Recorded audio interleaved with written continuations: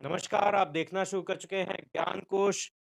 जिस प्रकार से यूक्रेन और रूस के बीच में जो युद्ध छिड़ा है, उसमें जो भारतीय स्टूडेंट वहाँ पे फँसे हुए हैं, उनके परिवार और वो स्टूडेंट परेशान हैं, उसी को देखते हुए उत्तर प्रदेश के पीलीभीत जिले के पूरनपुर कस्बे में हैदर जो हैं, ये यूक्रेन में पिछले 7-8 दिन से वहाँ पे फँसे हुए थे, बंकर में रहते थे। लगातार हम सुन रहे थे, खार्किव में हमला हो रहा है, गोलाबारी हो रही है, ये उन सिचुएशन में वहाँ थे। कल ही इनकी अपने वतन वापसी हुई है। तो हैदर, कैसा महसूस कर रहे हैं अपने वतन आके?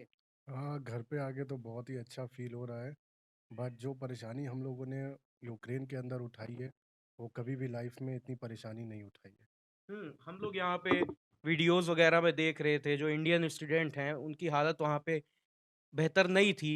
आप लोग खार्किव थे। जी, खार्किव जैसा कि रूस बॉर्डर के नज़दीकी एरिये हैं। जी।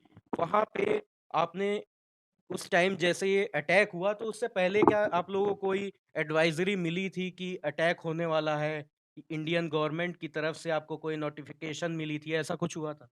नहीं सर, देखिए इंडियन गवर्नमेंट की तरफ से हमको कोई भी एडवाइज़री नहीं आई थी, ना इंडियन एम्बेसी की तरफ से कोई भी एडवाइज़री नहीं आई थी। उनका कहना ये था कि नॉन एसेंशियल जो भी है, वो टेम्परेरी लीव कर दें। अब टेम्परेरी लीव करने का मतलब उनका कहने का स्टेटमेंट नहीं समझ में आ रहा था और हम लोग भी जो स्टूडेंट्स थे वहाँ पे, वो पीएमओ इंडिया और नरेंद्र मोदी जी का ट्विटर अकाउंट चेक करते रहते थे कि कोई ट्वीट आए क्योंकि जब बिडेन ने ट्वीट किया था, तो हम लोग चेक करते थे बट कोई ट्वीट नहीं आया था। मतलब इंडियन गवर्नमेंट की तरफ से कोई रिस्पॉन्स कोई ऐसा नहीं मिल रहा था, कोई जिससे रिस्पॉन्स आप नहीं लोग मिला। अलर्ट होते। तो जब वहाँ पे फर्स्ट टाइम अटैक हुआ, जब रूस पे ने हमला करा यूक्रेन पे, उसके बाद से आप लोगों के वहाँ पे रहने में क्या बदलाव आया? आप लोगों को कैसे वहाँ पे सर्वाइव करे जो आप 6-7 दिन वहाँ पे रहें, बंकर में रहना पड़ा, घरों को छोड़ के मेट्रो स्टेशन के नीचे रहना पड़ा। तो क्या सिचुएशन थी? फूड वगैरह की कैसी सुविधा थी वहाँ पे? खाने के लिए कोई प्रोवाइड करे जा रहे थे? जैसे हमने सुना है कि खालसा एक संस्था है, वो वहाँ पे फूड वगैरह प्रोवाइड कर रही थी। यहाँ खालसा संस्था पोलैंड में प्रोवाइड कर रही थी, हुँ। बट खार्किव में कोई भी ऐसी व्यवस्था, कोई अरेंजमेंट किसी की तरफ से नहीं था। जो कुछ था वो हमको खुद करना था और हम लोग सेल्फ जाके मार्केट में जाके अपना स्टॉक लेके आ रहे थे सारे लड़के। फिर हम लोगों ने मॉर्निंग में डिसाइड किया था कि हम लोग यहाँ से अब निकल लेते हैं। तो हम लोगों ने बहुत से लड़कों को रेडी किया कि सिचुएशन आगे बहुत ही ख़राब होने वाली है। तो सारे लड़के और जो भी लड़की हमारे साथी सब एग्री हुई और हम लोग फिर अपने फ्लैट से निकले। तो कोई टैक्सी नहीं आ रही थी। फिर तो प वही आप जो खार्किव से निकल के पोलैंड के बॉर्डर पोलैंड में इंटर होने तक क्या प्रॉब्लम आपको फेस हुई? किस तरीके से आप लोग पोलैंड तक पहुँचे थे? जैसा कि इंडियन गवर्नमेंट लगातार बोल रही थी कि हम अपने जो इंडियंस हैं उनको इवैक्यूएट करेंगे। लेकिन अगर बात करी जाए यूक्रेन में किसी भी प्रकार की स्टूडेंट्स को कोई सुविधाएँ नहीं मिली इंडियन गवर्नमेंट की तरफ से, तो आप लोग पोलैंड तक कैसे पहुँचे थे? देखिए, पोलैंड तक पहुँचना हम लोगों के लिए बहुत ही रिस्की और डेंजरस था। जैसे-तैसे करके हम लोग ने हिम्मत की और हम लोग जब फ्लैट से निकले थे तो 15 किलोमीटर रेलवे स्टेशन था वहाँ पे। तो टैक्सी नहीं हुई, हम लोगों ने इंतज़ार किया 1 घंटा, फिर सारे लड़के जो भी थे सब एग्री हुए और पैदल चलने के लिए हम लोग 15 किलोमीटर तक रेलवे स्टेशन वॉर ज़ोन से निकल के बम्बारिंग हो रही थी और गोले, बारूद, बंदूक सारी चलाई जा रही थी और मिलिट्री भी रशियन हम लोगों को मिली थी हुँ। खार्किव के सेंटर में।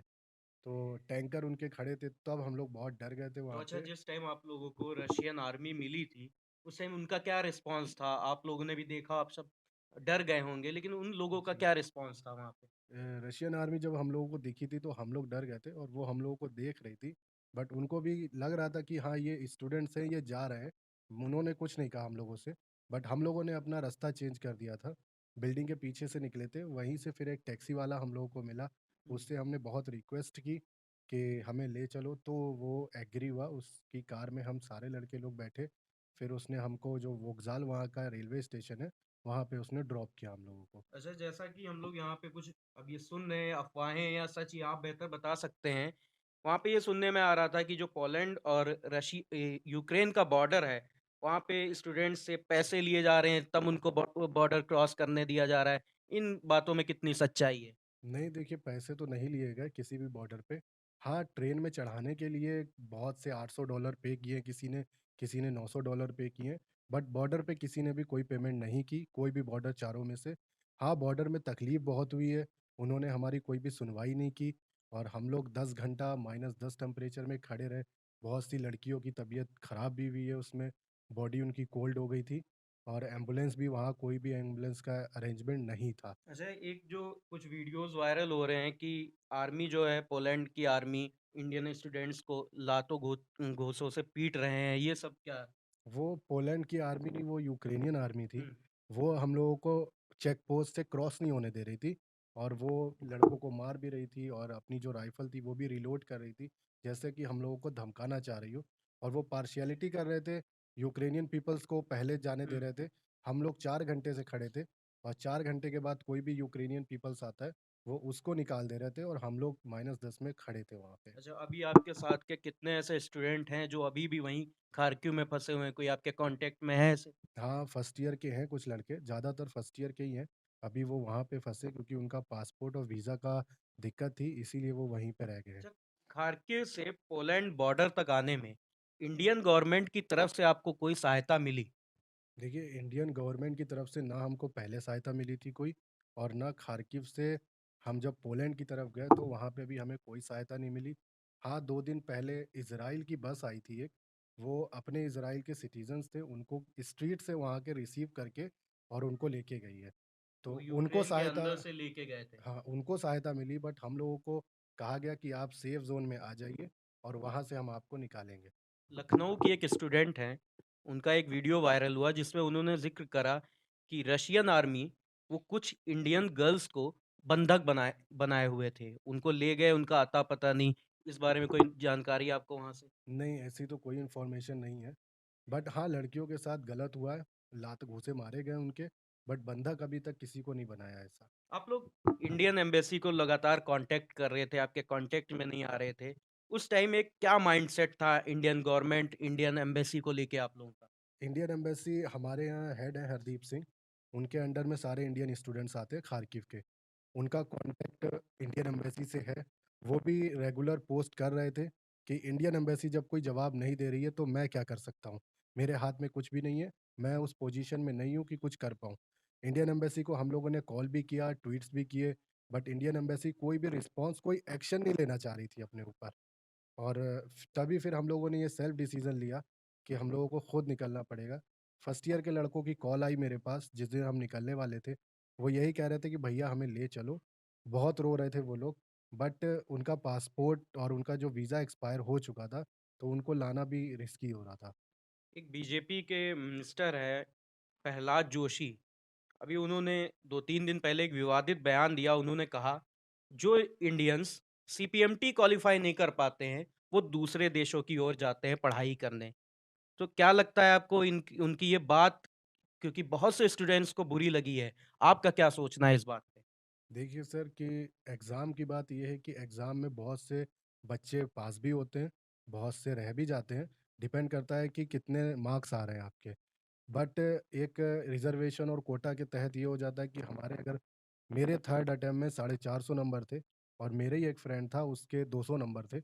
उसको यहाँ की मेडिकल गवर्नमेंट सीट अलॉट हो गई थी, बट हमें नहीं अलॉट हुई थी। रिज़र्व कोटा के तहत जी, उनको और 200 नंबर पे अलॉट हुई। अलॉट हो गई थी, हमें नहीं अलॉट हुई हुँ। थी। तो वो चीज़ भी एक अंदर से बहुत बुरी फ़ील होती है कि क्या हम उसके काबिल नहीं है कि हम इतने नंबर लाके भी अभी भी तैयारी कर रहे हैं और वो 200 नंबर पे अपना एमबीबीएस पा गया। दूसरा कहीं न कहीं ये फैक्टर भी है, इंडियन अगर प्राइवेट एमबीबीएस कॉलेजेस की बात करी जाए तो जी, उनकी जी। फ़ीस बहुत हाई है, जी। जिसकी वजह से स्टूडेंट्स जो हैं, वो फ़ॉरेन कंट्रीज़ को प्रेफ़र करते हैं। हाँ, यहाँ के जो प्राइवेट्स हैं, अब या तो उसकी फ़ीस कम की जाए, बट फ़ीस उनकी बहुत ज़्यादा हाई डिमांड उनकी कॉस्ट है और इसीलिए इतना एफ़र्ट नहीं कर पाते बच्चे। इसीलिए वो जब सेम एजुकेशन है, हाँ, प्रैक्टिकल का थोड़ी-सी दिक्कत होती है, क्योंकि इंडिया का प्रैक्टिस ट्रेनिंग अलग है, वहाँ हुँ। की अलग है, बट एजुकेशन सेम है, क्योंकि जो सिलेबस यहाँ का है, वही सिलेबस वहाँ का है। इसीलिए जब एफ़र्ट इतना नहीं कर पाना है, तो फिर यूक्रेन और किर्गिस्तान इधर निकल जाते हैं बच्चे। एक चीज़ और भी, जब हमने देखा है इंडियन स्टूडेंट्स पोलैंड से एयरफ़ोर्स के विमान में बैठे हैं, तो उनसे कुछ नारे लगवाए जा रहे हैं, मोदी, योगी, इस तरीके की। तो आप जब पोलैंड पहुँचे और आपने इंडियन एयरफ़ोर्स के आप प्लेन में बैठे, तब क्या इस तरीके की कोई बात वहाँ भी हुई? हाँ सर, हमसे पहले जो C-17 गया था, हुँ, उसमें नारे लगाए थे। तो उसमें जब मोदी जी का नाम लिया तो ये बच्चों ने नहीं बोला था हुँ। जिंदाबाद। बट जब हमारी फ्लाइट आई C-17 तो उसमें नारे नहीं लगाए थे उन्होंने। उन्होंने सिर्फ जय हिंद बोला था और सारे बच्चों ने जय हिंद ही बोला था। आप क्या आपका पर्सनल विचार क्या है इस पे जिस तरीके से यूक्रेन में हुए युद्ध में इंडियन गवर्नमेंट अभी तक जो एक्शन ले रही है, क्या लगता है अभी तक इंडियन गवर्नमेंट ने सही से एक्शन लिया है अपने नागरिकों को वापस लाने में? देखिए, अभी भी लोग ठीक है, जो लोग जो बातें कर रहे हैं, एक्शन लेने का टाइम ठीक है, अभी भी नहीं लिया तो अभी एक्शन लिए।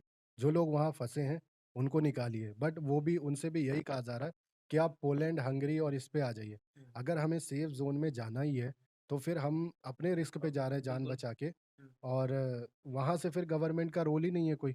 जब हम एक जगह सेफ ज़ोन में पहुँच गए, तो वहाँ से हम अपना टिकट करा के भी आ सकते हैं।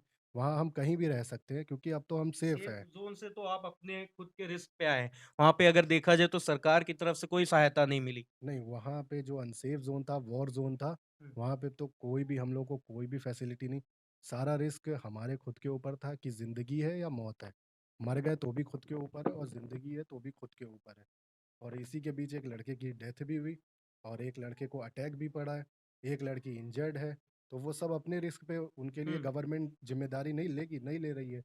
अगर गवर्नमेंट कह दे कि हाँ, हम उसकी मौत के ज़िम्मेदार हम हैं, तब हम कहेंगे कि ठीक है, हमको निकालने के लिए ज़िम्मेदार भी तुम हो। जी। तो ये थे हैदर हमारे साथ में जो कल ही यूक्रेन वॉर ज़ोन से वापस आए हैं। मैं आखिरी में एक बात बोलना चाहूँगा, जो मोदी सरकार अपना 56 इंच के सीने की लगातार बात करती है, हम दावे करते हैं, हम पाकिस्तान पे एयर स्ट्राइक के दावे करते हैं, लेकिन यूक्रेन में जो हमारे इंडियन स्टूडेंट्स फँसे हुए हैं, अगर हमें सच में उनकी फ़िक्र है, तो हमें उनको यूक्रेन से वापस लाना होगा। सेफ ज़ोन में आके तो चाहे तो अपने खर्चे से भी आ सकते हैं। हम बड़े-बड़े दावे कर रहे हैं, हमने यूक्रेन से स्टूडेंट्स को वापस लाया, दूसरी सरकार पे हम ब्लेम करते हैं, लेकिन 1990 में जब कुवैत पे ईरान ने हमला करा था, तो भारत की जो मौजूदा सरकार थी, 2 महीने के अंदर 1,70,000 लोगों को भारत वापस लाया गया था।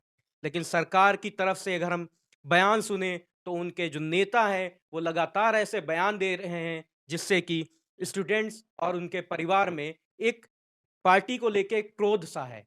यह वीडियो अगर आप फेसबुक पेज पे देख रहे हैं, तो पेज को फॉलो करें, यूट्यूब पर देख रहे हैं, तो चैनल को सब्सक्राइब और बेल आइकन प्रेस करें।